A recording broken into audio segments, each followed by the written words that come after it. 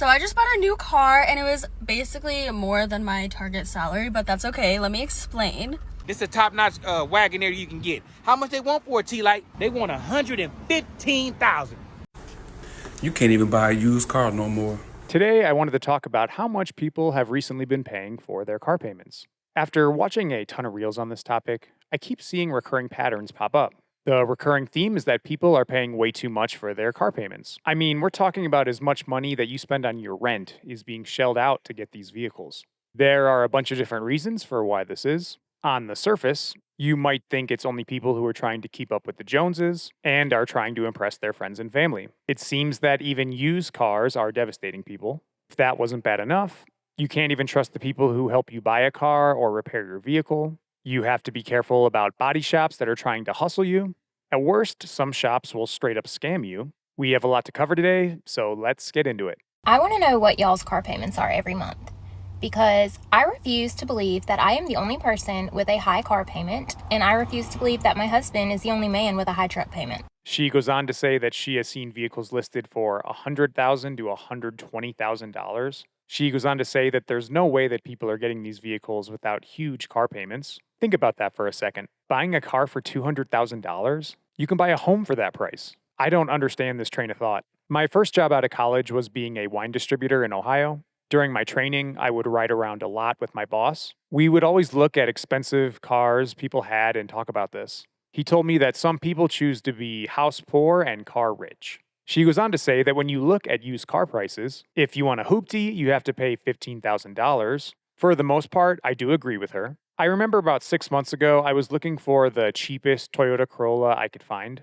I saw one that was for about $5,000. It was essentially a salvage title without being sold that way. The entire car was rusted and beaten up. I asked the guy why the price was really low. He said it was due to being in really bad shape. I remember back in 2016 getting a 2010 Toyota Corolla.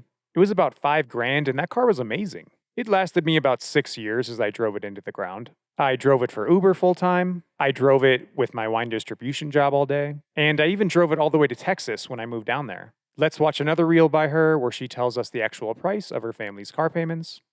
Do y'all want to know what is worse than my Tahoe payment? You guys thought that was bad. Wait till you hear this one.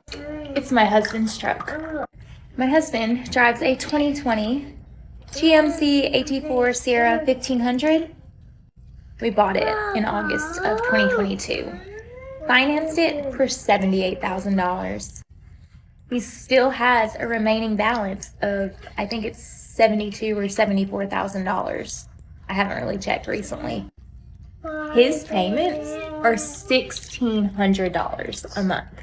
That is an insane amount of money to spend on something that's going to lose value over time. So she says in the reel that they bought the truck for $78,000. At the time she filmed the reel, which was about 2 years ago, he still owed around $72,000. They are literally setting money on fire each month towards a car payment that is mostly interest. And for what? Just so we can look cool to other people? His payments are $1,600 a month. Can you believe that? Well, I guess if he ever hits hard times, he can live in his spacious truck. She then tries justifying why her car payment isn't bad because hers is only $1,400 a month. So overall, they're paying $3,000 a month for vehicles they probably barely use just for work and a few errands. I'm in shock over that. Why not put that money into a food truck instead of a regular truck? I looked this up and you could get a literal business for that same price. It's crazy selling cars and seeing people come in that are making $40,000 a year and telling me that they have to have a brand new full-size SUV and they take on a $700-800 car payment. And then on the other side of it, I'll get people that come in that they're making like $300,000 a year and they're trying to finance a $16,000 Subaru for $200 a month because they don't want to pull money out of their investment account or whatever it is to just pay for it cash. A lot of people are so stuck in this keeping up with the Joneses and social media influence that they think that they have to have a brand new car, they have to have this fit in or to look good. I swear nowadays having a paid off car is more of a flex. This is a great look into what keeps some people rich and some people poor. This might be a hot take, but I see people on here all the time that are like, I would never have a car payment. Like, why do you have a car payment? Just get a used car. And I'm like, have you never had car trauma? I'm going to disagree with her on this point. While I have had my fair share of problems with used cars, it's been way cheaper than the one time I bought a new car. When I bought a new Mazda CX-30, I had to put $4,000 down. I had to pay over $500 a month. I had to have higher insurance and with collision because it was a more expensive vehicle. I ended up selling it because it was too much. Just watched a video of this lady talking about how this man said he turned in his car voluntarily because he could not keep up with his $1,100 car note. He was just over the payments. He couldn't do it. It was just getting to be too much. While it's good he returned a car he couldn't pay, that offered him no real benefit. He still has a repossession on his credit score. He still has to pay the loan. And now he doesn't have a car either. A repo is a repo. Doesn't matter if you yourself dropped it off. Exactly. I'm all for paying your debts, but don't make their job easier than it has to be. I just had a customer come and drop his truck off and tell us that he wasn't going to make the payment.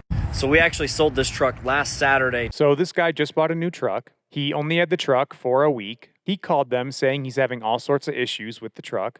There's a bunch of lights on and he's not happy with it. He was mainly complaining about the tire pressure light coming on. If any of you guys have ever lived in a place that gets cold during the winter, you'll know this happens all the time. So this guy was clearly just having buyer's remorse. He probably got in way over his head financially and realized he made a mistake. The issue now is it's too late. This is exactly why nobody trusts the dealer anymore.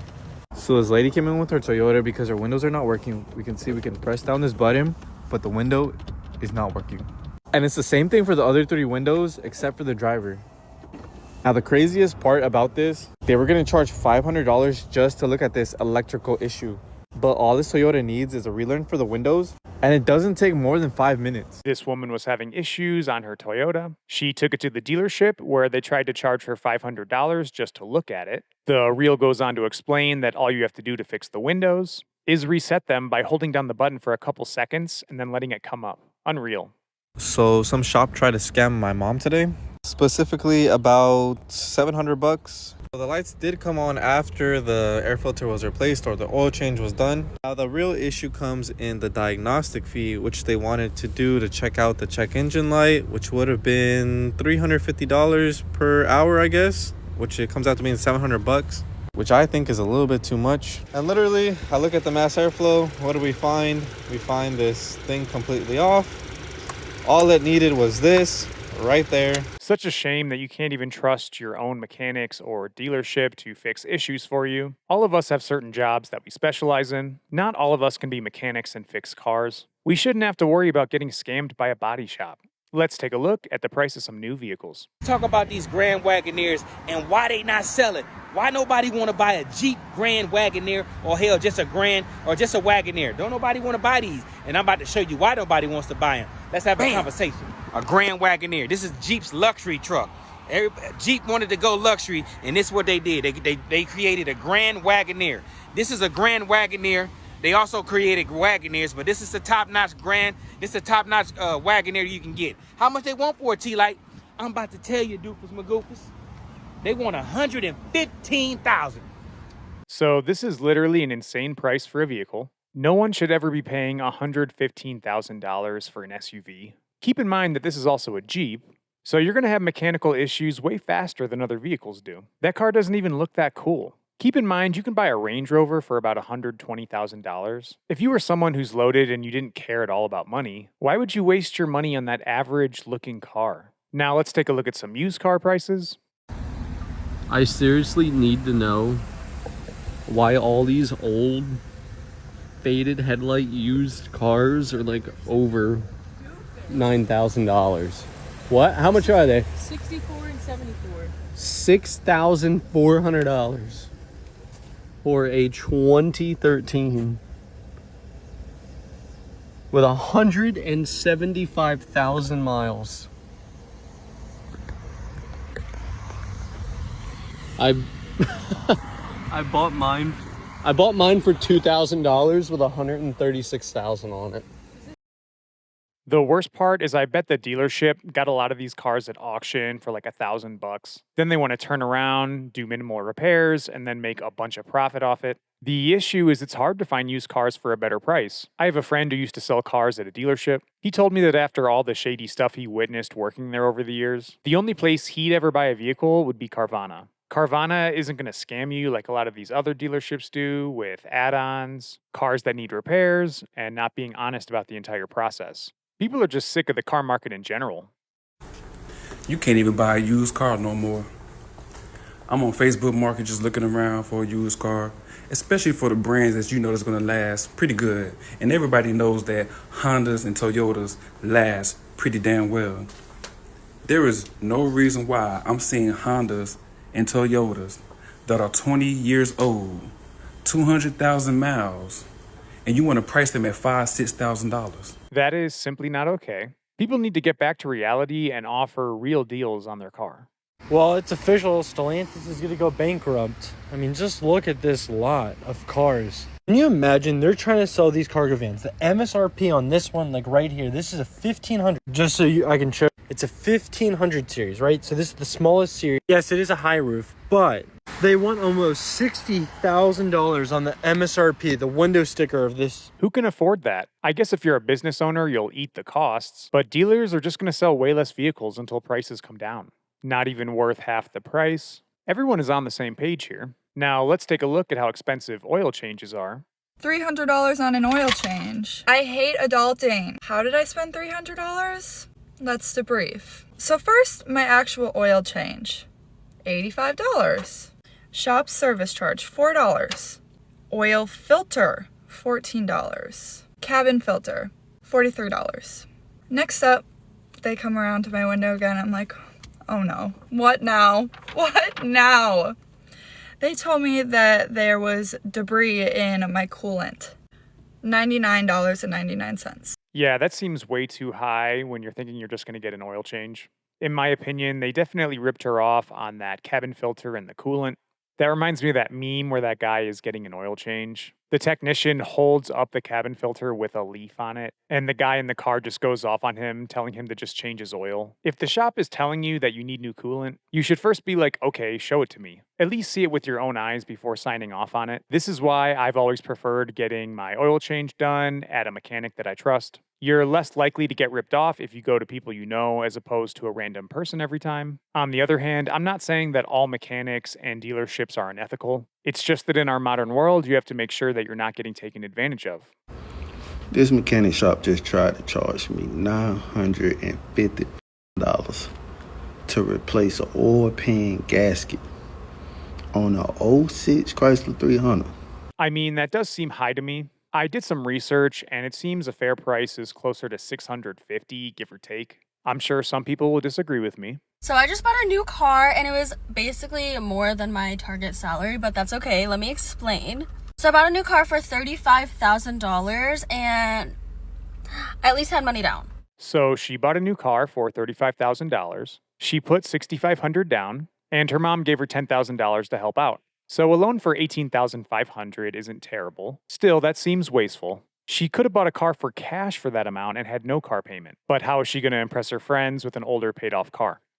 We just left the DMV to register my new mom car, and a $1,300 registration bill was not expected.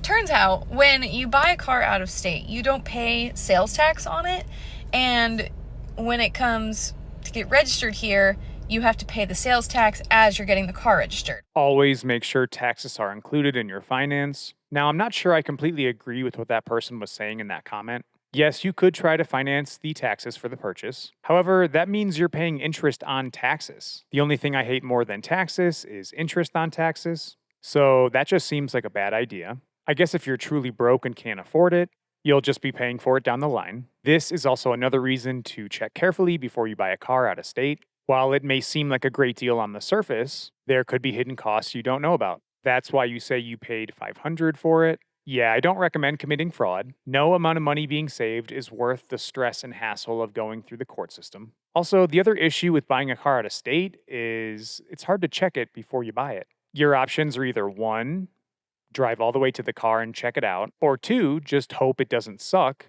I would never buy a car without at least inspecting it in person first, but that's just me. And that concludes everything I've got for you in this video. Let me know what you think in the comments down below. If you liked the video, it would mean a lot to me if you could hit the like button for the YouTube algorithm. And if nothing else, I will see you in the next one.